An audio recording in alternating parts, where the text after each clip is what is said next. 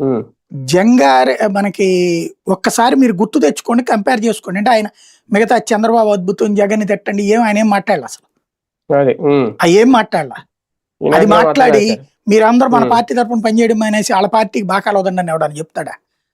ఉమ్, అందులో నరేంద్ర మోడీ లాంటి చెప్తాడా? కట్టర్ అదే భారతీయ కదా. జనతా పార్టీ నాయకుడు ఆయన. అవును. ఈవెన్ ఇక్కడ సభలప్పుడు కూడా ఎప్పుడన్నా నరేంద్ర మోడీ జగన్ పేరు ప్రస్తావిస్తున్నాడా? ఉమ్, కేంద్రం లేదు. రాష్ట్రానికి ఏం చేస్తుందో చెప్తున్నాడు అంతే. అవును. అతిగా కూడా పొగలట్ల ఇక్కడ. అవును. అంత స్ట్రాంగ్ స్ట్రిక్ట్ గా ఉంటాడు ఆయన. అవును. తాజాగా ఆయన చెప్పిన పాయింట్ ఏంటంటే ఒక ముక్క గుర్తు చేశాడట. 1980లో పార్టీ పెట్టినప్పుడు ఆ 80-83 మధ్యలో అప్పుడు పార్లమెంట్లో 2 సీట్లు గెలిచింది భారతీయ జనతా పార్టీ. 2 సీట్లు దేశవ్యాప్తంగా.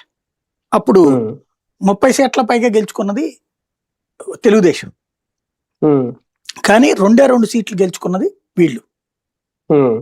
ఈ గెలిచిన టైంలో అందులో ప్రధానమైనటువంటి అంటే అప్పటికి ఇందిరాగాంధీ చనిపోయి దేశం అంతా ఊపు ఉంటే, రాజీవ్ గాంధీ ఊపు ఉన్నప్పుడు కూడా, తర్వాత 85 అప్పుడు కూడా తెలుగుదేశం ఇక్కడ గెలవగలిగింది సెంటిమెంటల్గా. అది పక్కన పెట్టండి.